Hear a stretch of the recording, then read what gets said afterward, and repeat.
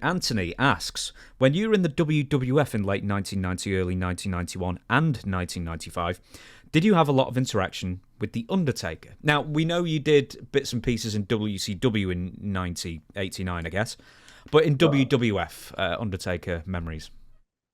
Well, didn't do any work with him, like, on camera work.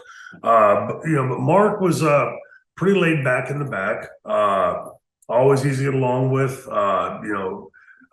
You could see by that time he was just beginning this run, and you could see vestiges of the guy he was in WCW.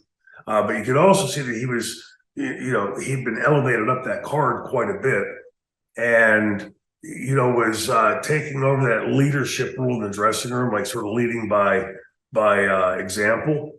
I only have anything but good memories of Mark, and I don't know if that's because we had known each other in WCW prior, but we didn't.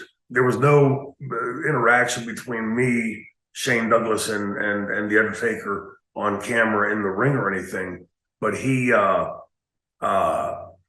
you could see where he intended to take that character, where he was taking the character very seriously, but in the back, was still Mark Callis and, cutting up with the boys and everything. And to me, that's a good leader, in a locker room, that somebody's going to not come up with their nose in the air or, I can't talk to you today, James. I'm getting my nails done. We're going to, like, that kind of thing. That was never Mark, always good guy to be around.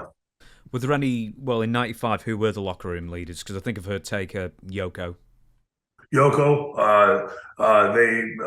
In fact, they had started as sort of like a joke back to the Clique, the Something Posse.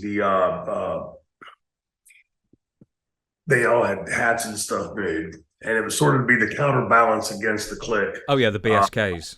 BSK, yes, there we go. And and so, like, the fact that you even needed that, I think, shows you, like, how outlandish the Clique was becoming, and it wasn't just this guy or that guy or this wrestler and that wrestler. It was the dressing room taking note, and so you had this sort of camps pushed out. Are you on this side of the fence or that side of the fence? But again, I think that was pretty much keeping him with what Mark Callis was in WCW and before. But now, he's in the position of being a locker room leader.